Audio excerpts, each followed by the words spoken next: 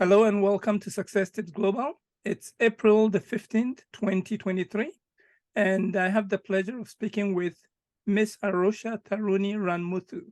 Welcome to Success Tips Global. Thank you. So let me begin with, what do you do now? I work as a foreign sales representative, and currently I'm doing some paperwork kind of a thing based on when you send something to a foreign country, you have to do make all the tax reports and all the documents which is necessary to send something to Japan, from Japan to another country. Okay. And how did you get into this job? I get into that job, how can I say? When I was like going through on Instagram, I saw some kind of an advertisement there on Instagram, and I applied. And wow. then I got the job.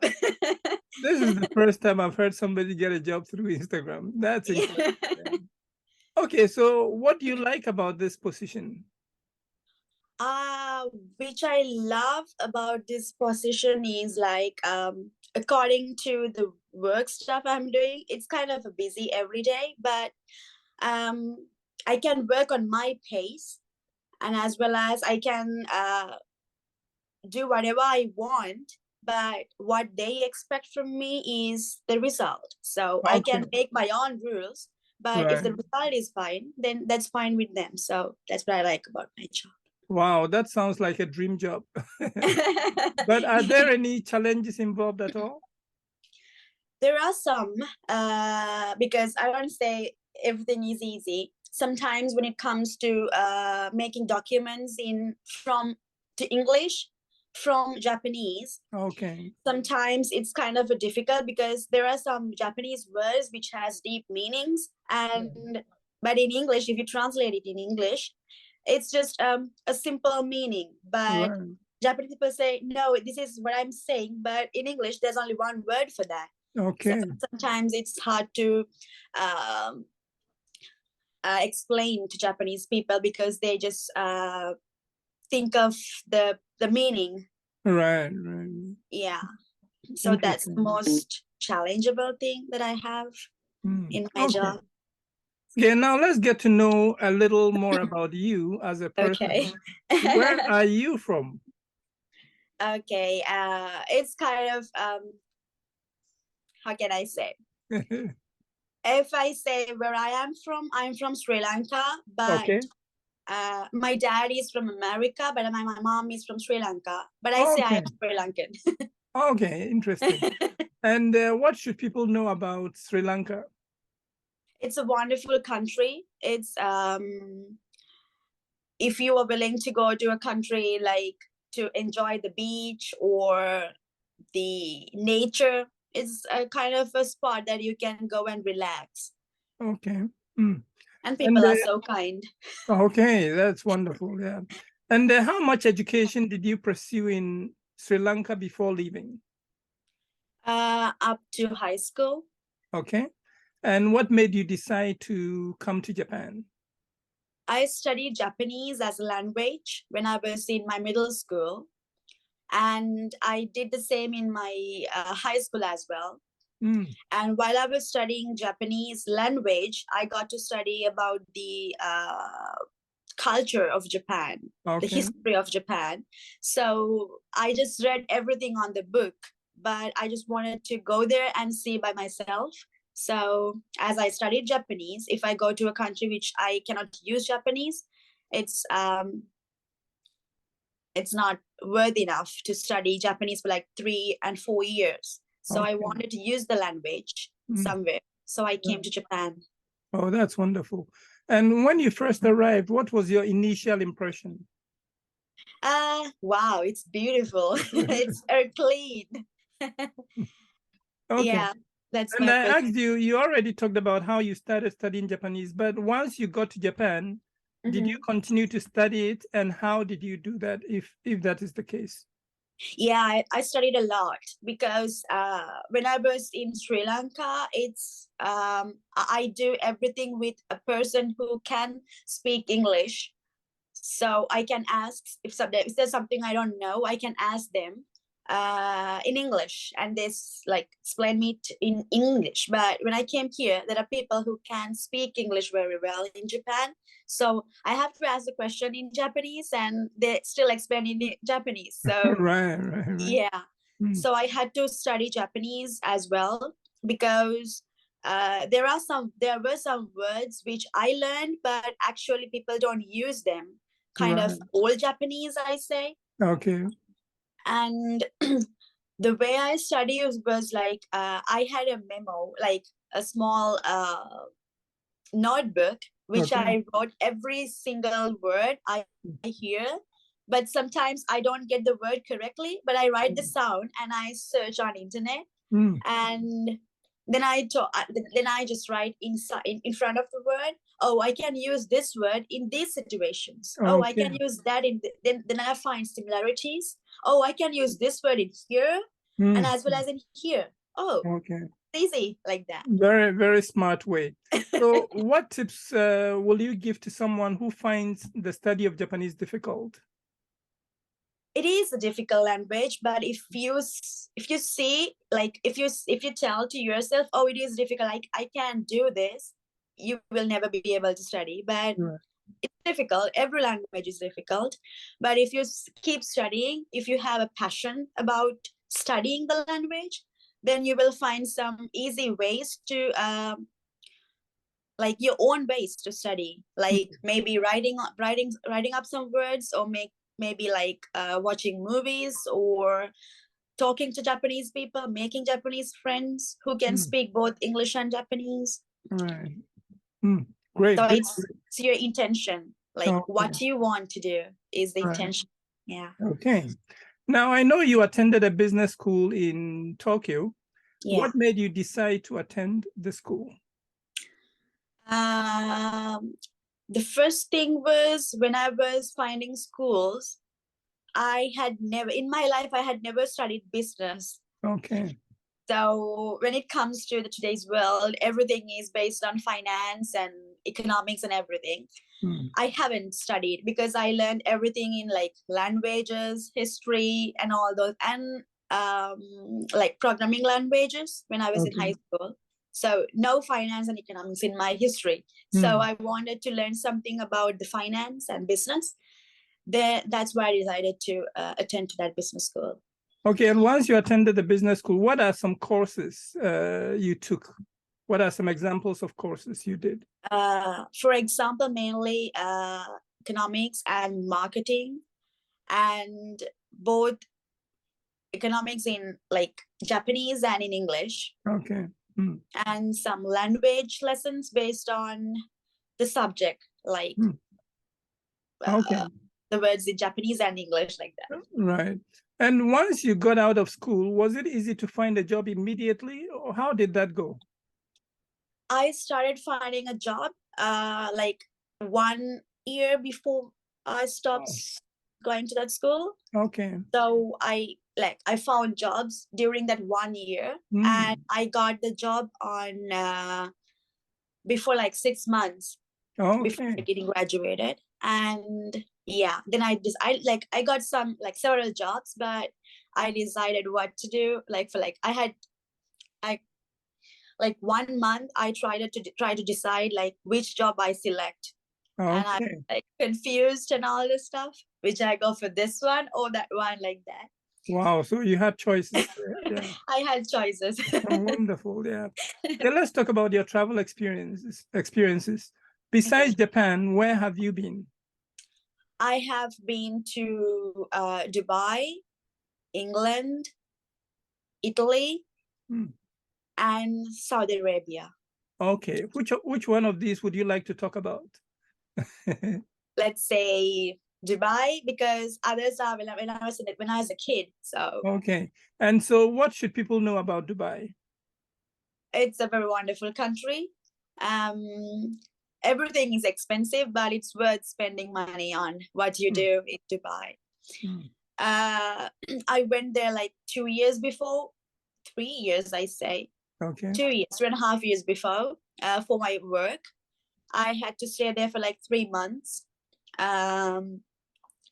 It's mainly my job, but I still had time to enjoy myself on my off days. And what I did there was like I went everywhere like by myself. Of course, there wasn't anyone, and still people are very gentle when they see foreign people. So about Dubai, everything is very beautiful. Everything is very big and very expensive. But if you spend like $10,000 on one ticket, but still you feel like satisfied spending 10,000 on that ticket because it's worth spending money. Everything's like wonderful. And about the culture in there, it's basically a Islamic country. Okay. So they have like different cultures and traditions. And there are some places you can't just walk in with short pants or like cut t-shirts. Yes. Yeah. So, and there are some like when you go with like short pants or cut t-shirts, people will look around you because it's something that they don't see basically like in every day. And about the food, I love Japanese food. So when I went there, I found a little bit difficult to like catch up the food, but still they are very tasty. The local foods are very good. And about the people, like foreign people who live there, yes, there are so many like cultures, so many foreign people live there. So it's kind of a mixed culture and society. Right. And people have different faiths and different beliefs and different attitudes. But if you just respect every culture and every society, the people in the society, you'll find Dubai very easy to live because every people there has different cultures as you. So it's like a peaceful country. Okay. Now, what are some fun spots people like to visit? Oh, I would say Burj Khalifa. Oh, it's very big and still it's very beautiful. And I went to a park called Nur Al Sun or something. I forgot the name exactly. It's a park. It's kind of a small forest, but there are some like butterflies. Like it's full of nature. It's in the middle of a lake. Okay. Wow. Yeah, it's very beautiful. At night, it's very beautiful. And I went to I still forgot the name. I forgot names actually. Right. And I went to different types of restaurants and hotels in the top of the towers of the buildings. And the beaches are very good. So if I recommend which one is the best, I would say Burj Khalifa and the Dubai Mall. You will find so many shops. Okay, great. Okay, so what do you miss about your country now that you've been away for a few years now? For 6 years. What do you miss about Sri Lanka? What I miss about Sri Lanka is my family actually. My brother has like 3 kids, and I haven't seen them for like 6 years. And they love me, but I haven't seen them. And about the family, what I say is like they live together, so they have time to talk about themselves together. But I live here alone, so sometimes it feels kind of like, oh, I'm the only one away from the family like that. Right. Okay, so now that you've been away, what have you learned about life? I learned about my being away is kind of hard at the first place, but I think I can do everything by myself if I'm in the right mind and if I have the right intention to do something. So I think it's kind of one of my strengths that I have after coming to Japan, because when I was with my family, my mom did everything to me. I didn't cook, I didn't wash my clothes, I didn't do anything. I didn't know how to tie my shoelaces when I was in my high school. But I came here and I don't have anyone to do them for me. Then I learned to live by myself. So like, not in every good times, but in bad times. Like when you are sick, your mom isn't here to cook for you. Right. So, and I got to know how the value of money, because I can't spend money like whatever I want. It's not. It's my card right now. It's not my brother's or my mom's. So okay, yeah, you got the chance to work with people from different countries and backgrounds, right? What advice would you give to someone who has not had that experience? I would say like, how can I say? But if you like different cultures, if you like to explore different cultures and the people who live in different societies, it's the intention that what you want to do. And still at the first place, it will find difficult to adjust the culture, adjust the society, maybe adjust the country and the language. But you have a target in your mind and you have a goal. Like if you just ran away from it, it's not worth it, because at the very beginning you just like try to do something new, but in the middle you find it difficult, and just you ran away is not the solution for the problem. It's like you have to think about so many alternatives, like what I can do instead of this. For example, if I say I can't eat Japanese food, but I can try different kinds of food. Maybe you don't like one thing, but there are some food you can try and you can get used to them. So getting used to something is the advice that you have, because this is my first time working somewhere. So it finds so difficult at the very beginning. I can't adjust the background or the culture of the company, the rules and all this stuff. And I had to adjust because I'm working there. I have to adjust. And I have my own rules, of course, but I have to adjust because I'm working there.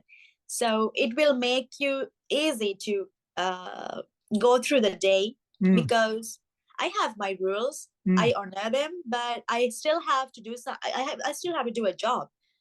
So adjusting to the environment you live is the advice I would like to give.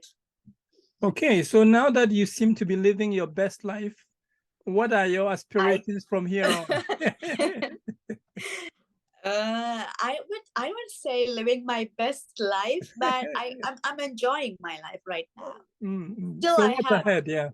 Yeah, I have problems. I have like difficult times, of course, but if I have one difficult time to go through, I still have like thousands of good times I have spent. So I just think of the best things I had come up with my life, I had gone through, and that's how I try to go through my bad times. Okay.